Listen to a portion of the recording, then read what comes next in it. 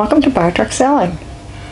I thought I'd make a video on our first drone flight because, well, quite frankly, it wasn't quite as easy as I thought. And I'd like to just share our experience with you. So, our sailing channel is about sailing on our Outre-mer 5X catamaran that we bought in France. We've just crossed the Atlantic Ocean and we're now in the Caribbean islands. And being in the Caribbean islands, it just seemed it would be really great to be able to take great aerial views. So the last time I was in the US, I decided to buy a drone. And I decided to buy the DJI Mavic Platinum. And there are really 5 reasons why I decided to buy this particular drone. One is that DJI is a really great brand.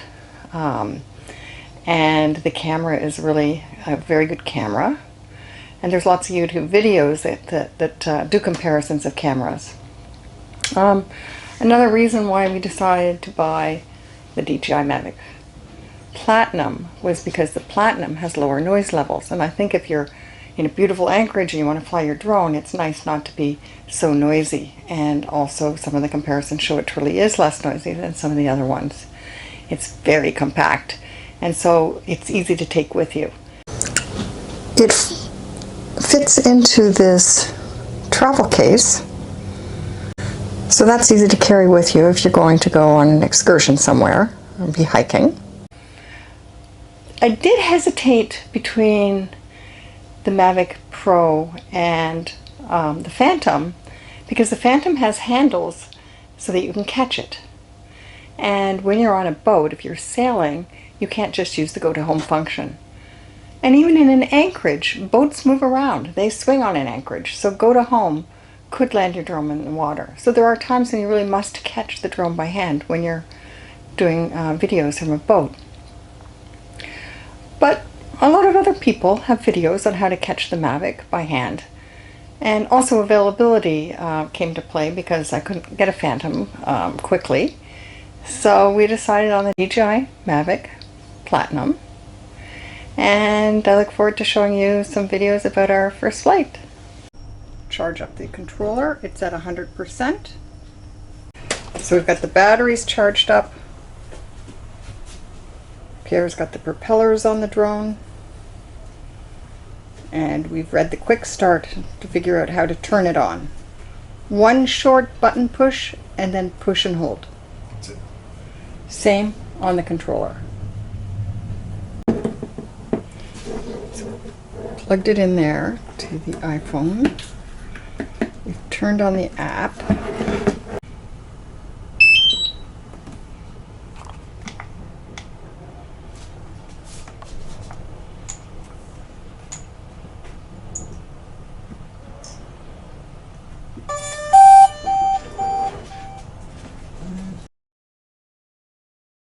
It's going through its sequence, test sequence, flashing green, red, and yellow.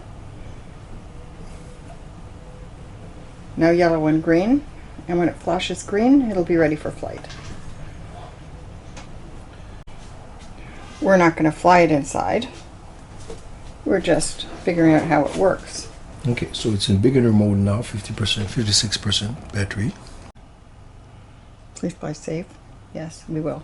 It's looking at our kitchen. 100% there is the controller. Yeah. And that's the battery charge in the battery, so needs to be charged up.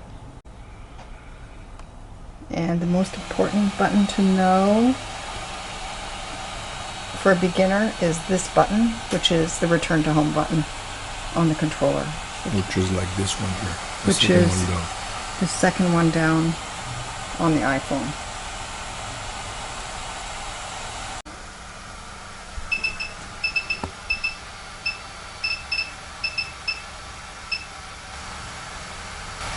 Ah, there we go. See, that's how we lower the camera down and back up. Which way? Finally, it's this button here. So you see, if I want to go down, it's this, which button? This one. There. And then just explain the other buttons because, well, we know what they are. This button is go up, go down. Left and right. This is turn stay on location, but turn left, rotate to the left or rotate to the right. But it's always on one spot. This never changes the GPS coordinate. It always stays the same. Just goes up and down and turns around the same coordinates. Now, if you want it to go forward, you press this forward. If you want to move back, you move forward. Always thinking about where the probe is looking at. So if I was to press like this, the drone would be going like this. Always keeping it the same height and direction it is here. When you press this forward, the drone has to tilt forward to move. And once it stops, it goes like this and stops, and then it hovers. Same thing if you want to move it to the left. You push that to the left, the drone is going to bank left and stop like this. And then if you move it to the right, you'll move to the right and then stop like this to hover. So it has to stop the momentum as well as start the momentum. This is what this button will do. And Tiller's very interested in this.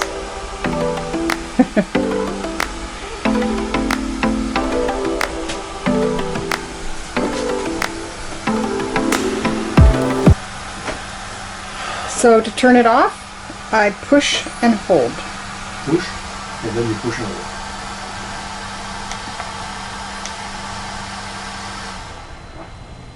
There we go. Same here. Yeah. Push. We decided to do our first flight when we were taking a day trip out towards the east tip of Guadeloupe, and we were at a beach or walking towards a beach, and there was a hard sand area near a salt marsh, and it just seemed the perfect place to try it, although the wind seemed a little high. So we got it ready, and Pierre had the controls and he launched it, and we quickly realized with the bright sun we really couldn't see it, and so he put a towel over his head so that he could see it. And as soon as we got it up in the air, then the high wind alarm came on, so we did try to bring it back. Pierre flew it entirely from the camera. Now, that's not the way that I would like to fly a drone, because I think I need to be looking at it and looking back. So probably the next piece of equipment we're going to have to buy will be a hood, so that in very bright light we can see the picture on the camera. But we do have some brief, fabulous pictures of the beach that we were at, and I'll show them to you now.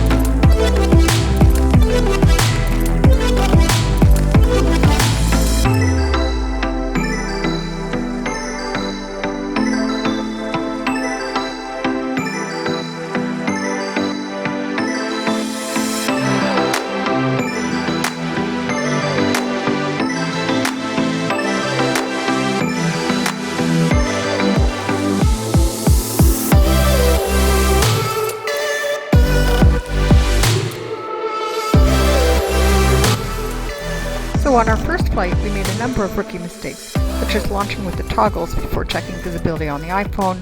We had some jerky camera movements, and we launched on a windy day. And so some of the things to avoid then are to avoid launching in the bright sun in the middle of the day. Maybe the morning would be better. Choose a day with no wind in a wide area, but remember to take the drone straight up so it can get a return to home position. And then since our first flight, we've been practicing a manual return to home and also catching it by hand. After our first flight experience using the iPhone in the drone, We've decided to use an iPad because of the bigger screen, and you can see it fits nicely in the iPad. And we have the wire all nicely coiled in the back until we can get a better, shorter wire. It's the sports mode there, Sports which mode. we have to make sure we don't engage when we put the Okay. iPad on. And these two buttons, I don't remember what they are. Let's look them up.